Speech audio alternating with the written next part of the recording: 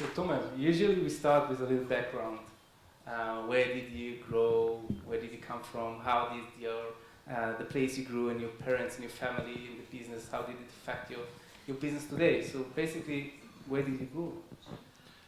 I was born in Afula. It's a town here in Israel, for those of you who don't know. At the age of 6, I moved with my family to South America, to Peru. Spent there 9 years. So my Spanish is actually much better than my English and my Hebrew. And came back after 9 years to Ra'anana. And yeah, Ir HaOrot.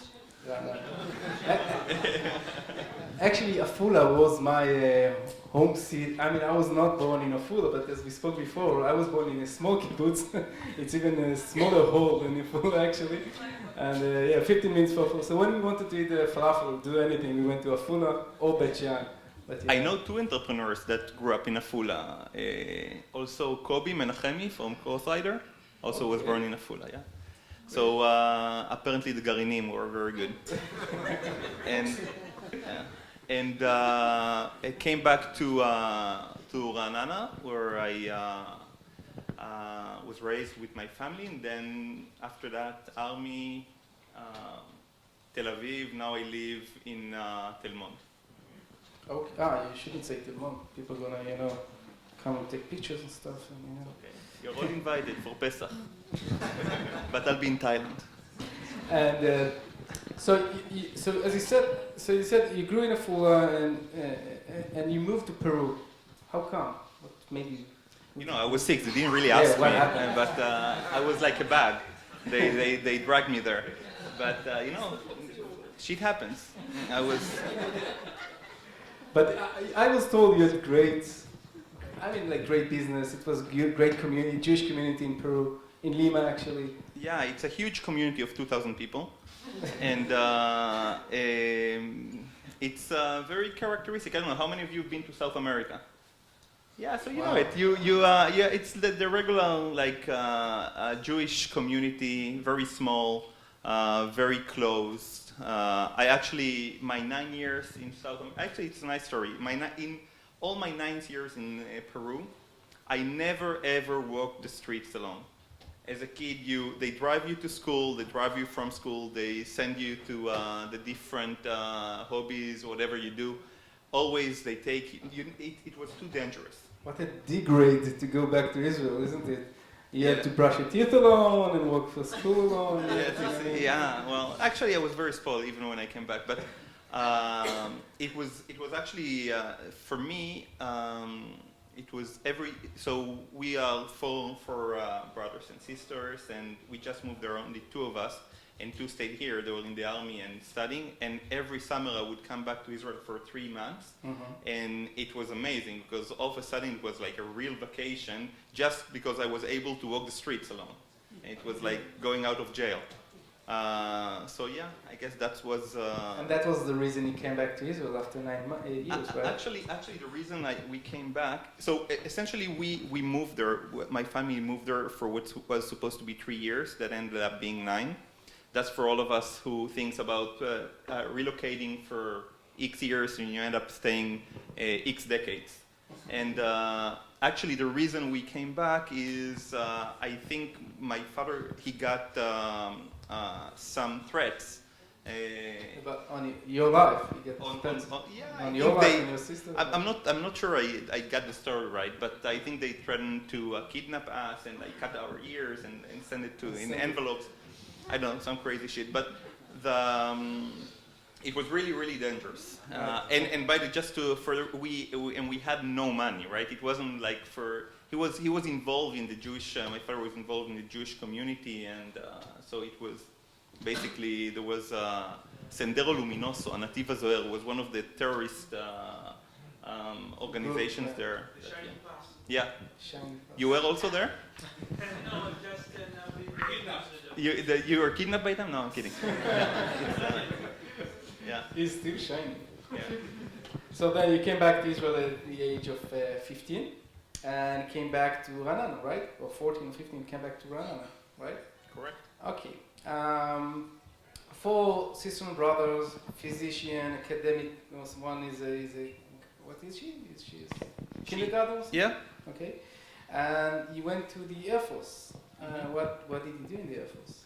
I was, I don't know how you say it, קצין תכנון. Okay. A planner. Yeah. Usually people tend to confuse. Yeah. People tend to confuse קצין תכנון with קצין תכנות. So basically, my job had nothing to do with computers. Right. I was basically in charge of arranging some part of the how do you say binyan hakoach, how the long-term planning of the HR and how many people you send to each unit and so on. Right. It's a bit like what you're doing today, right? You're Yeah, thinking about it's the more like- strategy of it. Yeah. Kind of. And you did that for 4 years, and then you finished the army. You were an officer for 1 year, and then Tomer, after the army, he didn't have to go to Peru because he was already there for 9 years, right? He couldn't get to go. I mean, you wanted to go for a trip, Yeah. for a long trip, for the South America, right? Yeah, I think that's probably one of.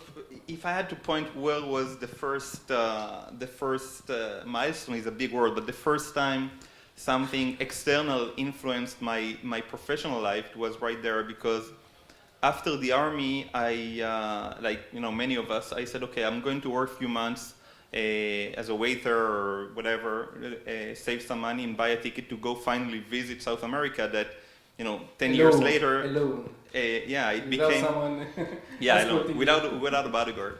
Back then it was already safe. The Sendero Luminoso was out, and it was okay to go visit and backpacking in South America. And so I did a survey, and with the motivation of finding what is the restaurant that if I go and apply for a job, they will pay the highest tips. Right. And it was, Sagi, I don't know if you remember it, it was Columbus in Herzliya, because you would sing, happy birthday to you, and they would pay you big tips. And I started working at Columbus, and so being a waiter is a very difficult job. So you end up spending 1 week working, but without getting paid. It's like a non-job training kind of fun. Stage. Yeah, it's like basically they're ripping you off. And I was working there, and it was the first shift that I was supposed to go and actually work and get paid. And on my way to the restaurant, I get a phone call from Naftali. He was someone who I worked with in the army. He was, I think, he was Aluf Mishne or something like that. He actually got released from the army 2 years before me. And one sunny day, I get a phone call. He says, Tomer, you left the army, you didn't call me? I said, Naftali, hey, what have you been doing? And so nice to hear from you. Anyways, he says, I need to talk to you. You need to come to my office right now. And he basically hangs up the phone. And I said, okay, I spent a week working as a waiter without getting paid. There is no way I'm not showing up to my first shift. And I don't know what happened. I decided to call the owner or whatever, the shift manager in the restaurant, asking to be late for 2 hours, 1 hour, and I promise I'll give the hours back. She fired me on the phone. Seriously, she fired me on the phone, and she was kind enough to tell me, and don't come here even as a guest. I swear. And I said, okay, wow.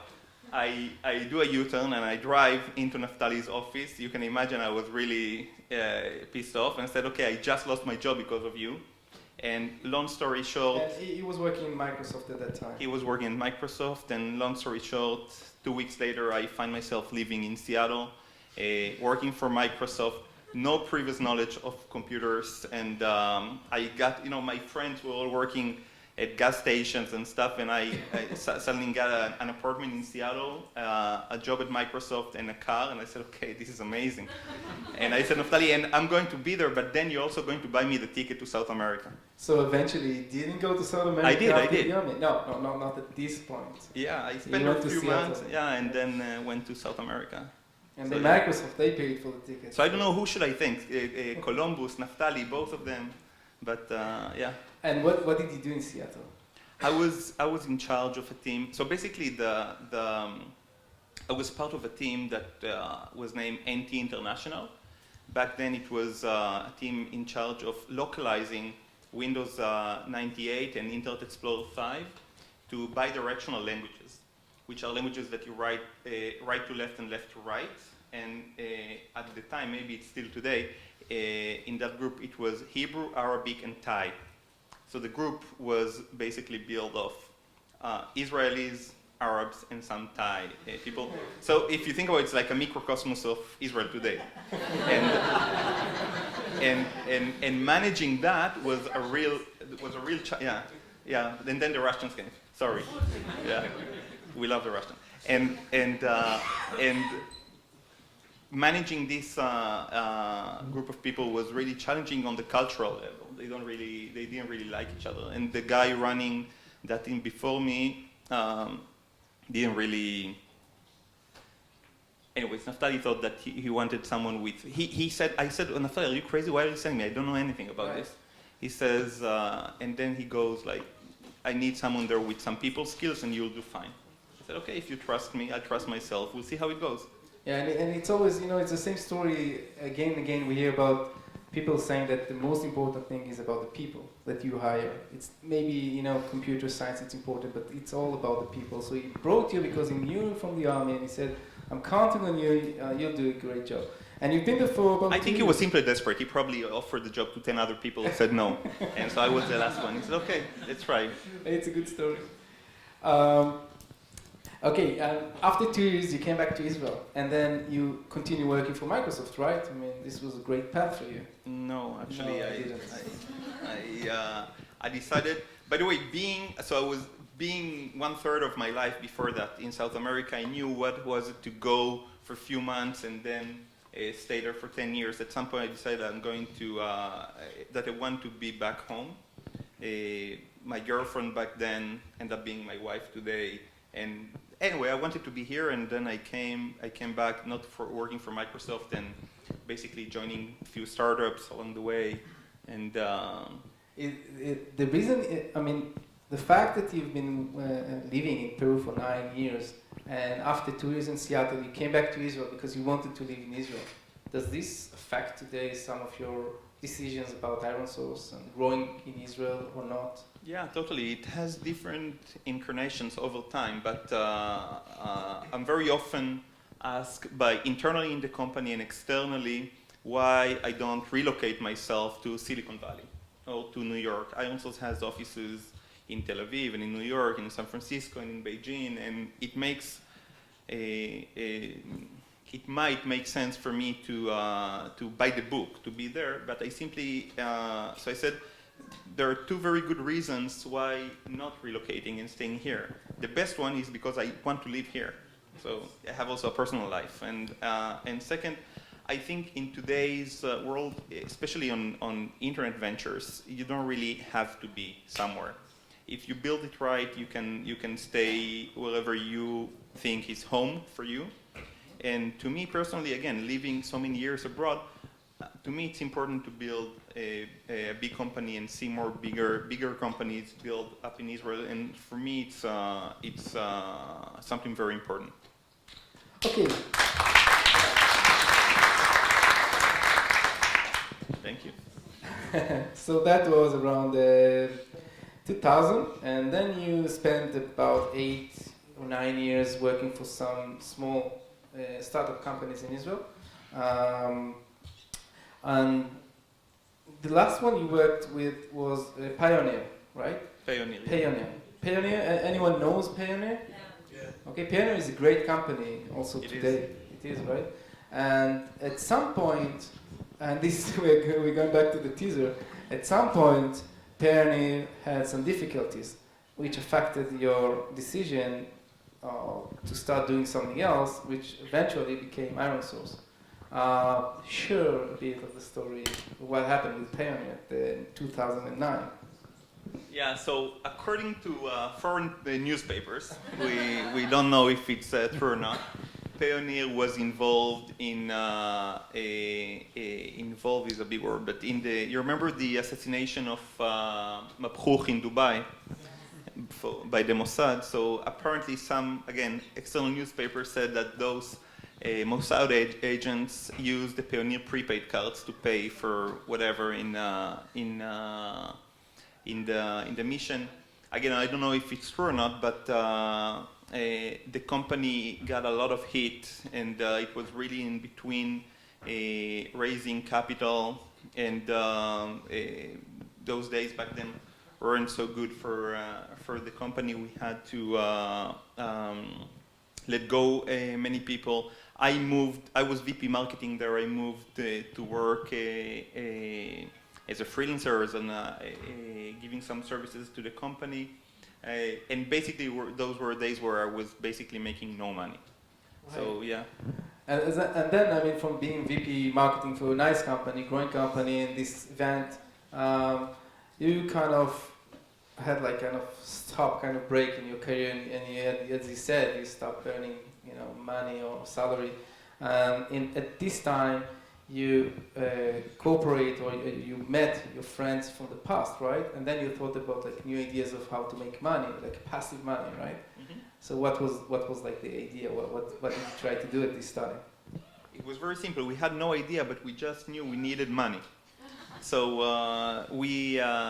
myself and the other three brothers, Milrad brothers, we started developing stuff, consumer products that we wanted to find ways to monetize, to distribute and monetize, and be able to generate an income for ourselves. The goal back then was to generate a few $1,000s each a month. And that was the only thing we were focusing on. No big idea of building. We were very focused on that, yeah. At that time, back then, we didn't have an idea we didn't meet. I often say I don't have a romantic story about three founders meeting in some basement to change the world. It was just us wanting to make a living. I was basically broke, and so were the other two. The third brother was doing fine, and that was basically what we were doing. So what did you do? I mean, did you establish a company, or you just develop something, just some kind of application or a game? Yeah, we developed few applications. The most successful one was FoxTab. It was a browser add-on, initially for Firefox and then for Chrome, that you would install and rearrange, basically provide you a 3D view of your browser. And somehow we managed to drive a lot of attention to that add-on, and I think 10 or 12 million people downloaded it. Back then it was a huge number. Wow. Which year was it? It was late 2009, late 2009, yeah. So you were one of those 12 million? Yeah. Yeah. I actually thought it was nonsense. I was not using it, but 12 million people were using it, and it was great. I think it's a good example, because back then we didn't fall in love with a product. It wasn't the main motivation to like generate the next YouTube or whatever. It was we said, okay, we're going to develop many consumer products. We're going to start driving traffic to those products and hopefully being able to monetize them.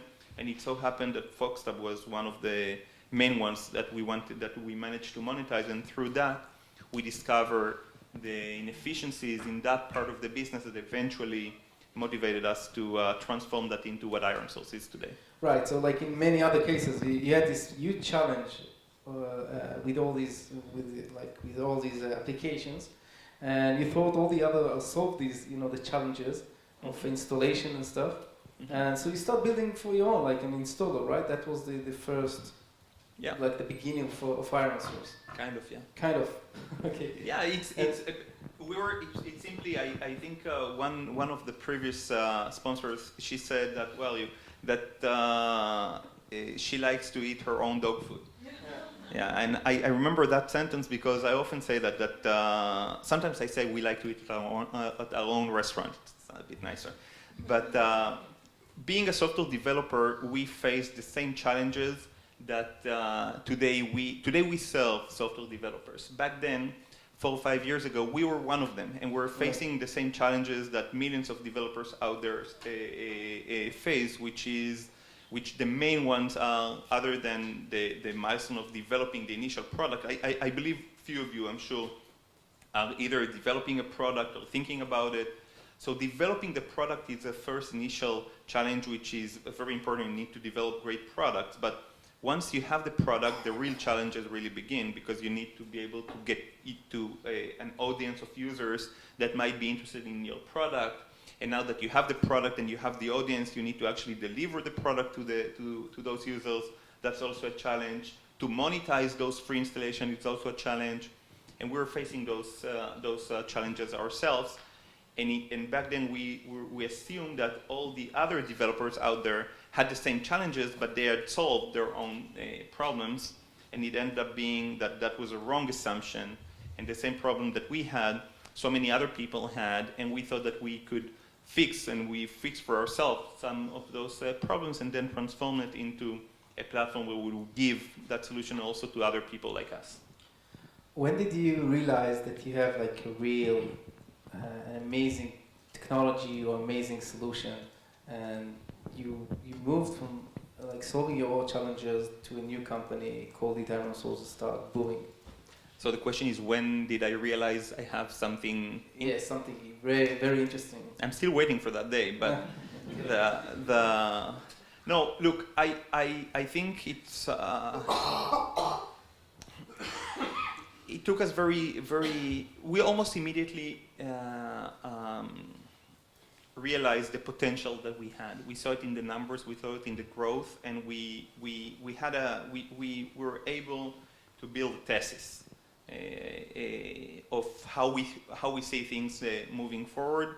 But I think the first, I would say one major milestone for us was a few months, half a year after we started the operations. We got the first offer to sell the company. It was for a significant amount, where we had 100% of the company, and in terms of exits, that would be a major outcome for the founders. And we decided not to go. We eventually decided not to go for that offer. And why? I mean, no, this is a great question. Why? They were almost broke 4 years before. I mean, the company was not that big at that time. And you were offered a lot of money. I mean, you told us, you can maybe tell them, but you were offered a lot of money at this point for 100%. I think that would categorize into ish viewed zmanit. I don't know how you say that, but no. Look, it's we at the point where we got that offer, we knew we had something serious in our hands, but I'd be fair and say we didn't know the full potential, and we didn't even dream about how big it can get, which it did. But I think the major one of the partners, Itai, that you remember I said 3 of us were broke, 1 of us had some money. So he was the one who said, okay, we don't need to sell.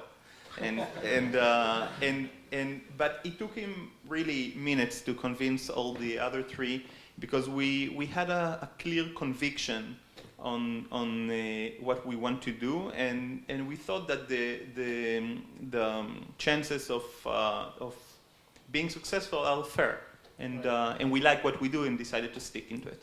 So can you tell us today, where is Iron Souls today? It's right here across the. Right, it's like in the street. It's Iron Souls today is a big internet company operating again from Israel and other locations. We still connect developers to users across all their devices, desktop, mobile, and so on. The concept that or our vision is that developers, if you think about the way developers still develop a product today, they are very device-centric. I mean, developers develop solutions for our mobile phones, our laptops, our tablets, and we think that is something that has to fundamentally change. Developers need to focus on developing products for the end users and not for the end user's device, because in 1 or 2 years from now, if you develop a product, which is, by the way, my view on this, if you are thinking about developing a product and you don't see how you can do it user-centric across all their devices, My bet is that products that will not be cross-device, cross-connected will not be here in 1 or 2 years. There is no way that we're going to, as users, use one set of products on our desktop and a different set of products on our mobile.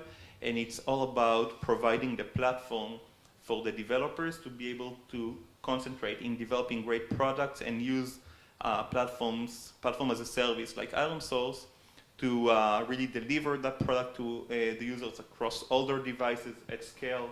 And this is what we do. How many people work in ironSource today? How many people? People, yeah.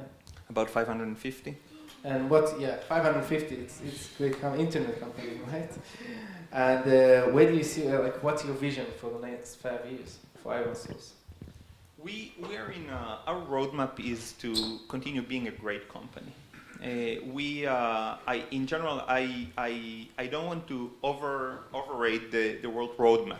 Okay, I think it's you need to keep agile enough and constantly look at. In general, I always say that the internet is not about technology or IP, or it's about innovation. If you think about great services out there like Twitter and Facebook and YouTube and whatever, all the different services that you have, they're not very rich in technology. I mean, they have a lot of technology for scale, but they're mostly about innovation. And so we want ironSource to be very innovative, to be able to take advantage of opportunities that we see in the market, and that's the DNA that I think we build and maintain in the company.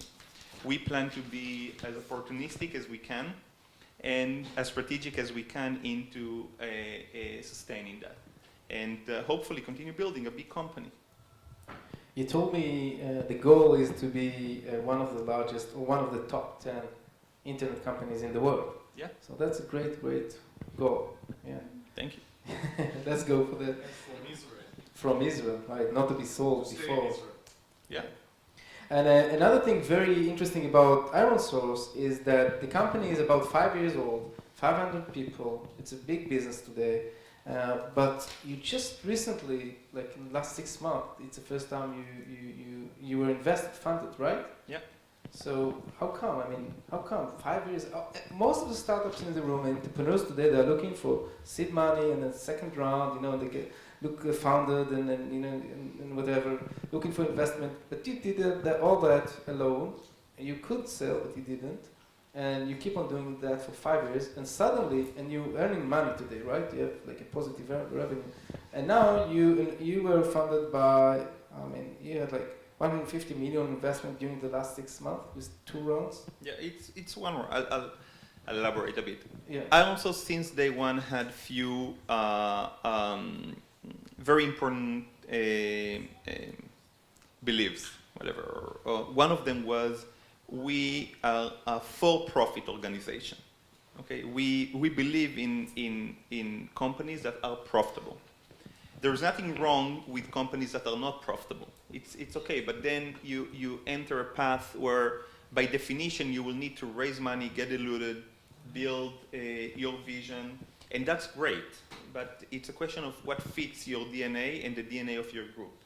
In our case, we believe in building sustainable standalone companies, and I didn't want to waste, or maybe I should say invest, half a year every year raising capital, which is effectively what happens to a lot of entrepreneurs.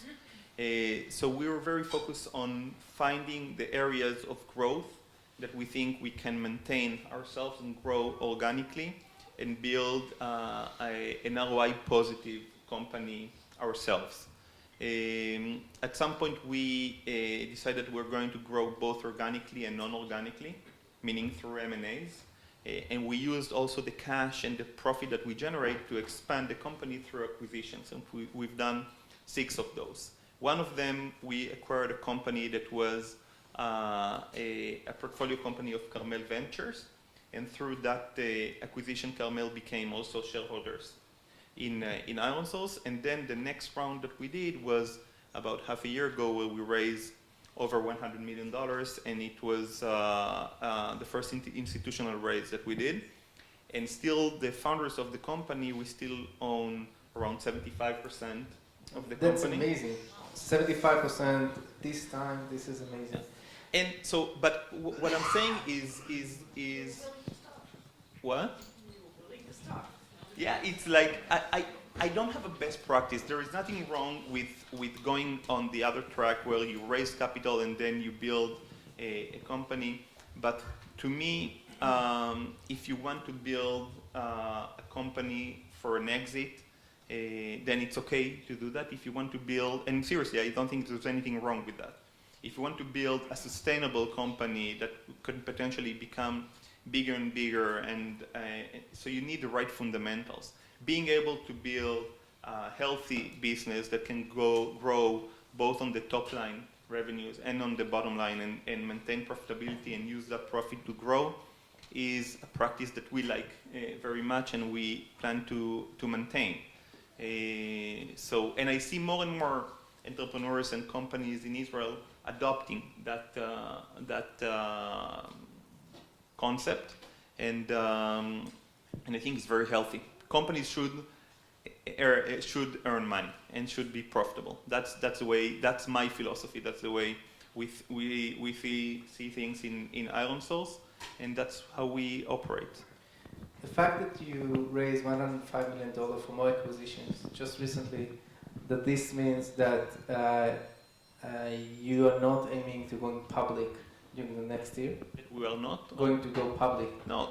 By the way, the reason we raised capital was that we wanted to expedite our growth, both organically and non-organically, and it was a good opportunity to increase the cash and also have a currency, because when you do an institutional round and you have a currency in the sense that you have equity in the company that has a clear valuation validated by corporate institutions, you can use that to also, you can use the equity and the cash to do acquisitions. The main motivation around raising that amount now was to be more aggressive on the M&A side and acquire bigger companies. What is the evaluation of Iron Source today?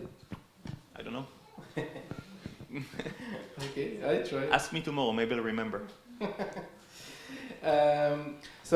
What kind of technology, what kind of companies are you looking for, are you focusing on? You said you're going for more M&As. What stuff are most interesting for you? We are looking, I'll answer the following way. We are mainly focused on mobile companies.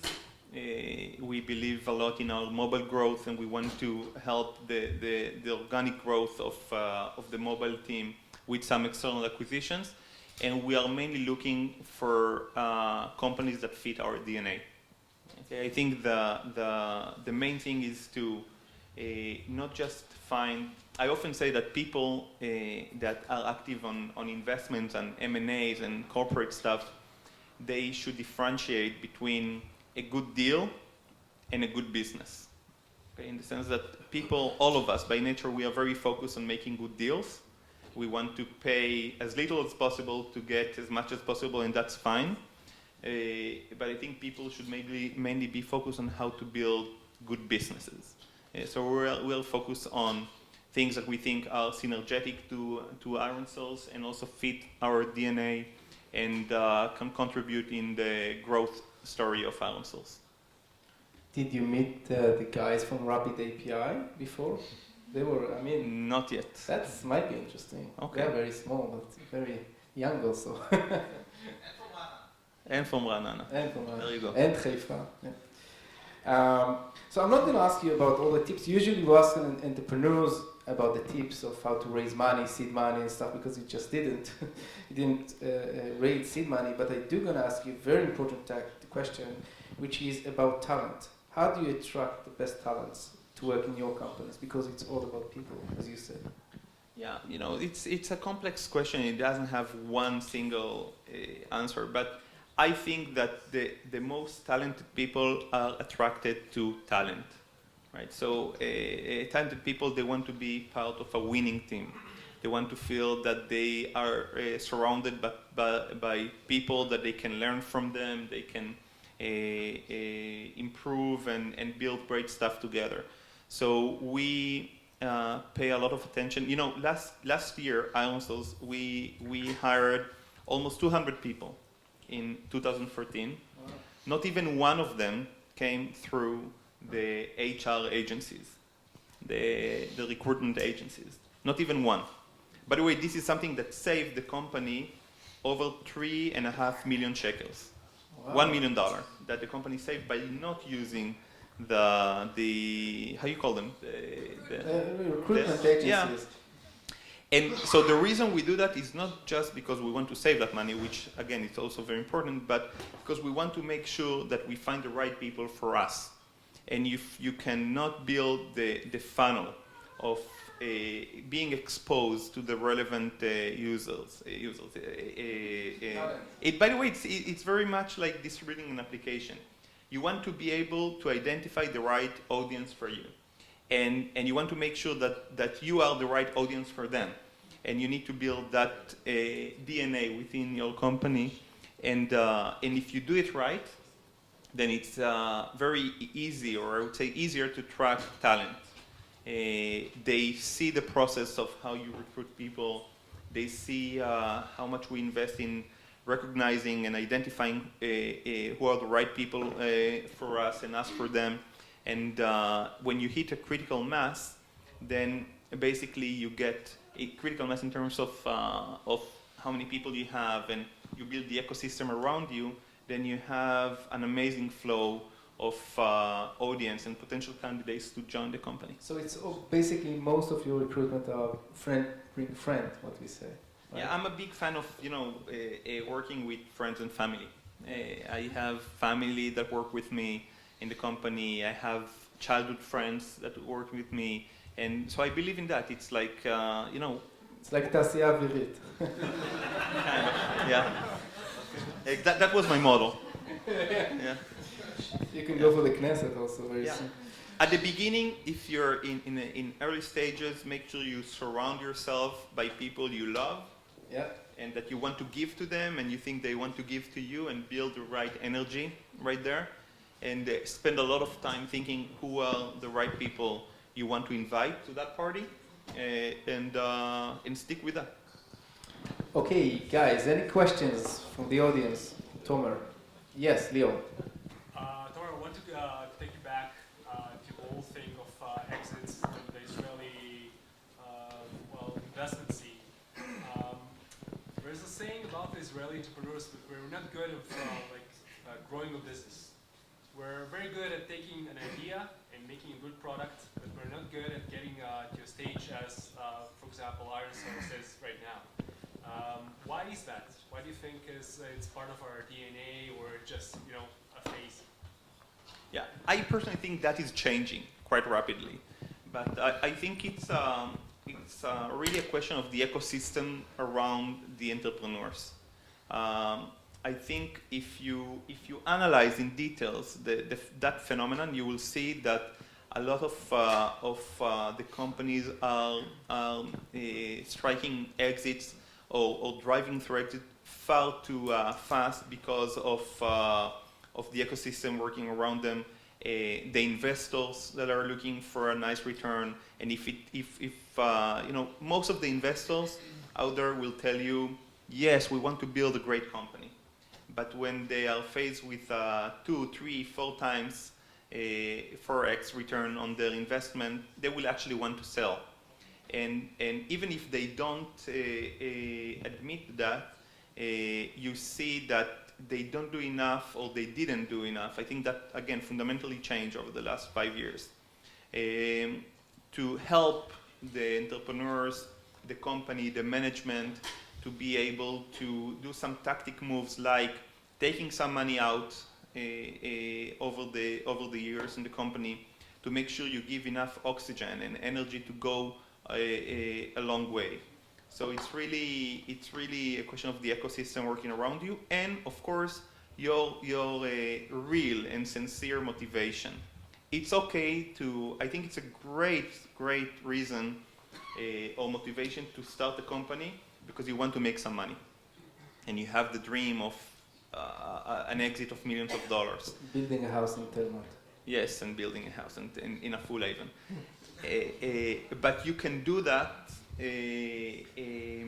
not just by an early exit, which again, I'm not against it. I think it's great and I think it helps the economy of Israel, the fact that we do so many exits.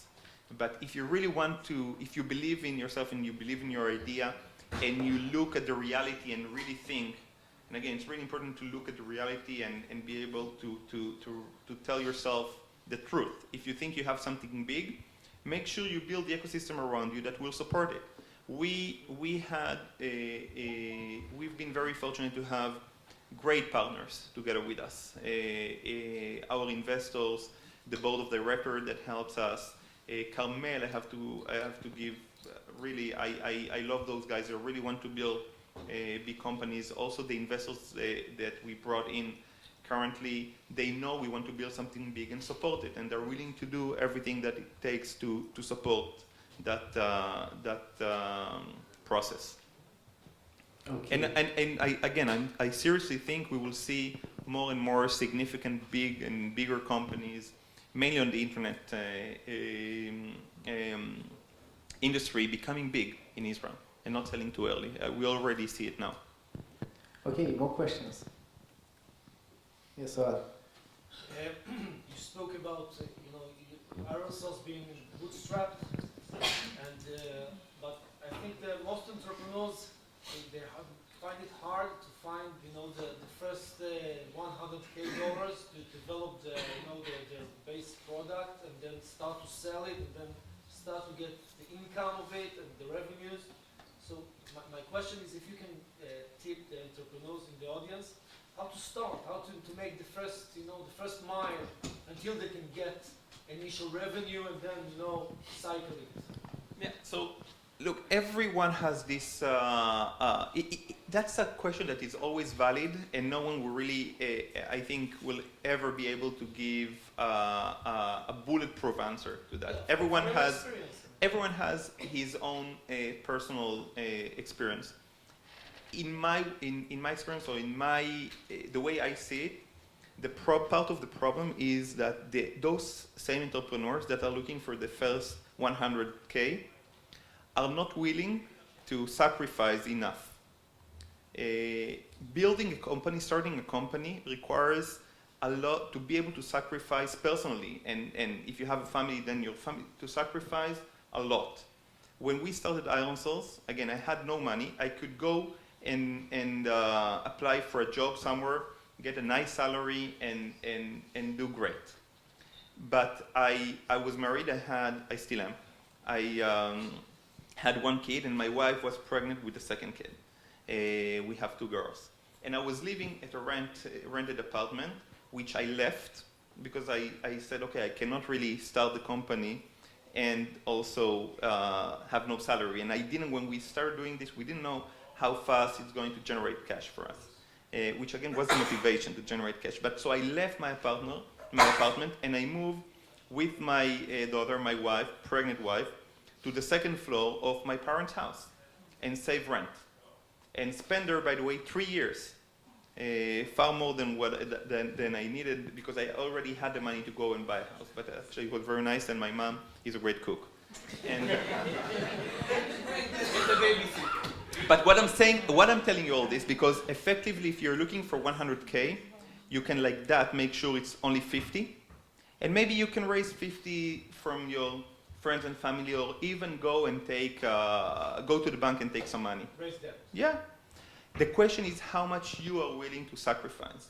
And if you're looking for the easy path, then you will always ask the question of, okay, do you have a tip how I can get to the fastest or easiest 100K? There is no such thing.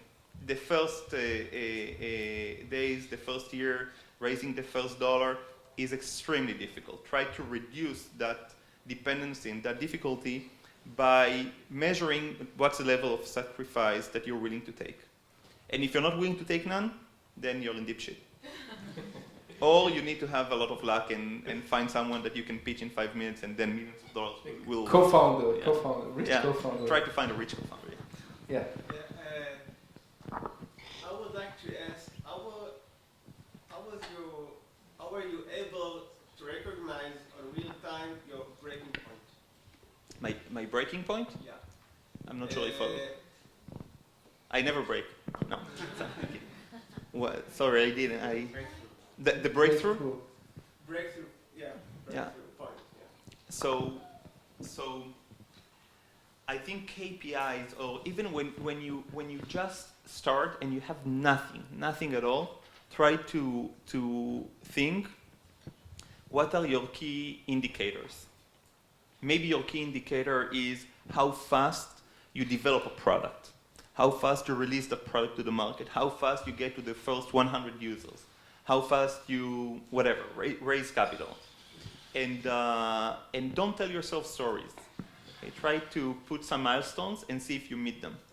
And if you see that you do, and you're capable of challenging yourself with serious milestones, make sure you hit them, then those are the breakthroughs. And if you do that and you adopt that mechanism, you will also have some major breakthroughs. And you will feel it. You will feel it even when no one else out there will see it. You will feel it. It's more of a feeling than a clear indicator. But follow clear indicators, see that you meet them, and start feeling that confidence. If you apply that confidence with clear facts to measure them, you're on a good track. Okay, thank you. So today you acquire companies, and people come to you. You have to to decide whether to invest or not to invest in them. What are your 3 most important tips for companies coming to meet you before the meeting? The first tip is don't ever listen to anyone to tips. Tips for people. In the case of Iron Souls, I think I'll try to be very practical. For us, if you want to come talk to us, or you asking about us or in general? No, about you. About you. Try to find a clear linkage between what you do and what you think, at least, Iron Souls is doing. Show that you have processed something, that you have an idea of how you see these 2 things working together. 1, 2, again, being practical, try to find someone who you know and we know that can mitigate, right? That A good reference, a mutual reference. yeah. Hopefully someone within Iron Souls. It helps a lot. Be passionate, I don't know, have something that we will be very good in identifying if you really believe in what you have. Okay, another big question is and we are in the last 3 questions, so if anyone want to ask more questions, I will give you some more time, just think about that, okay?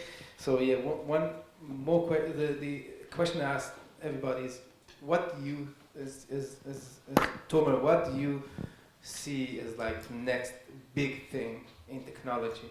If you're looking in next 2 or 3 years from today.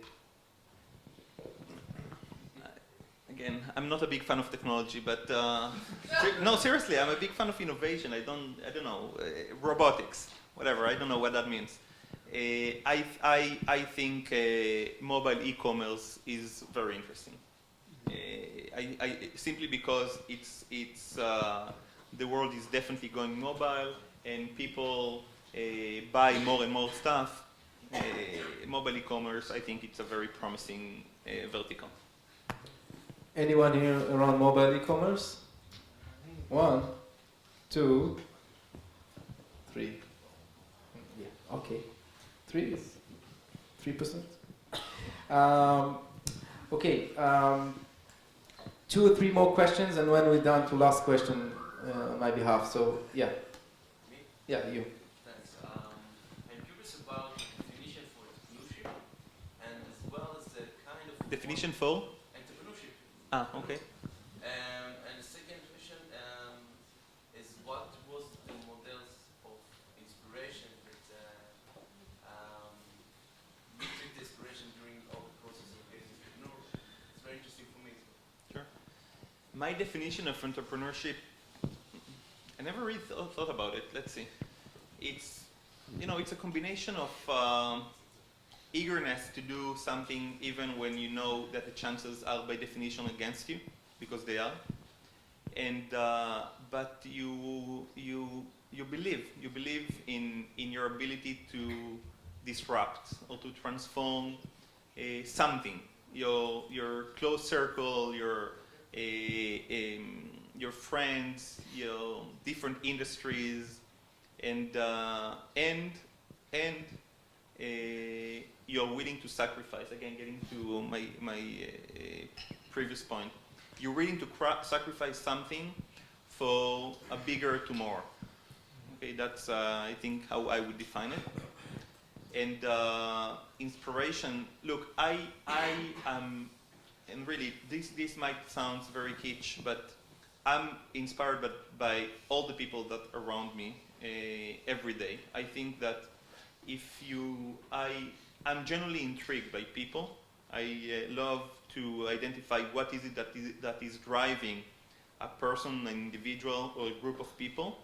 And if I manage to crack it, to understand, that inspires me, and I learn something about it. I don't have like a big name or someone who inspired and changed.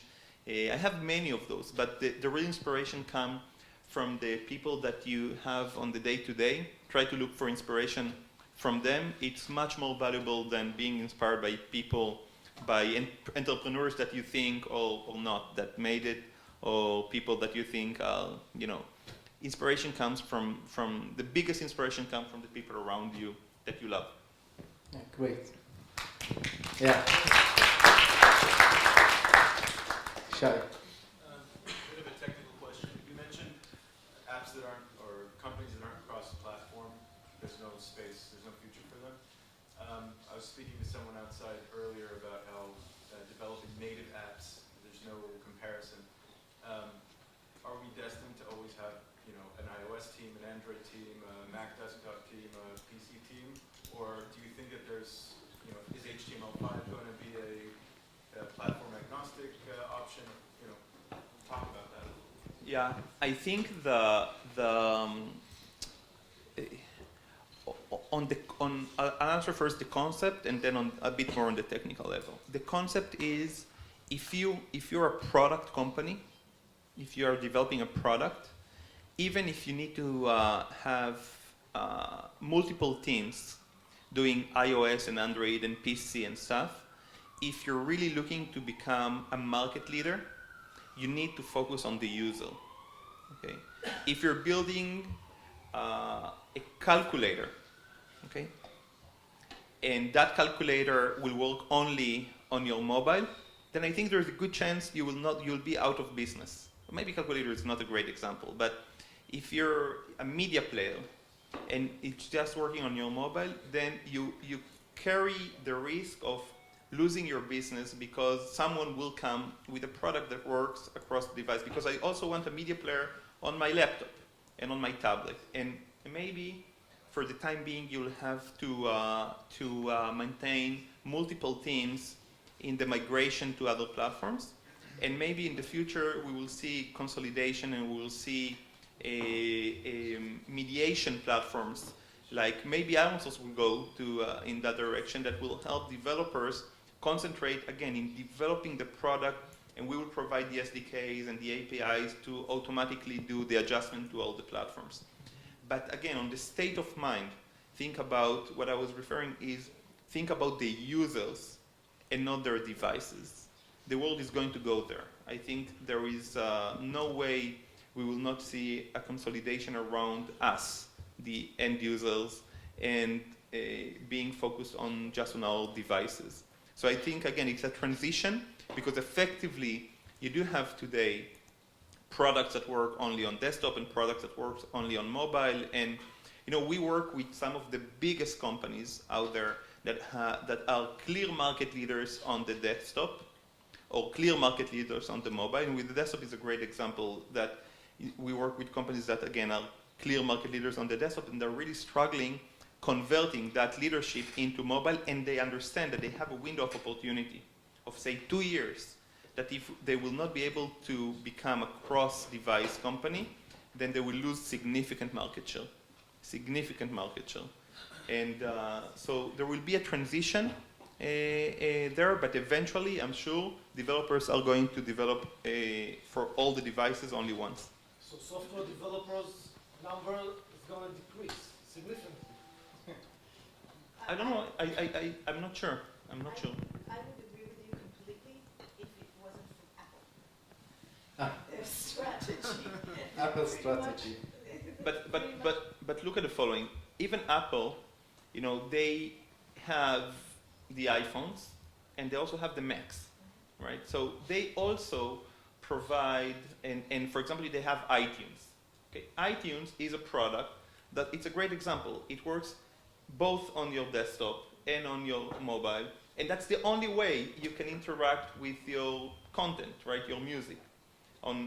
So even they did it across all the devices. Now, they are a very closed garden company, right? And they, as opposed to Android, which is very open, you almost have almost zero visibility into what they're going to do next and what are the rules that they're going to follow.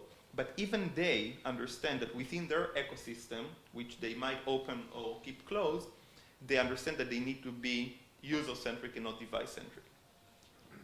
I think that's a great example of someone who is, you know, I'm not here to defend Apple. I actually think that but on that end, they're doing a great job.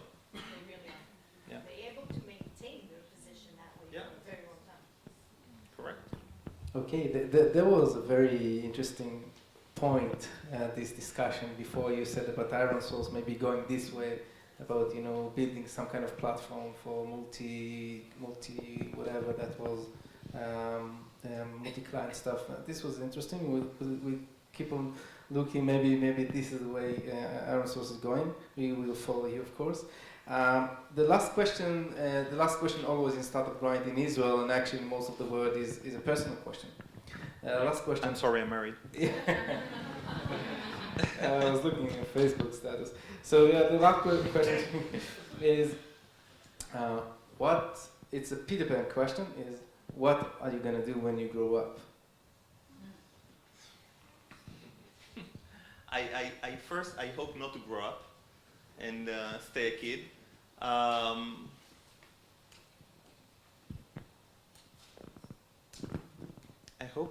hope to continue doing what I do now, but I'm trying to find an intelligent answer to this. What I plan to do when I grow up. You know what? I just hope not to grow up.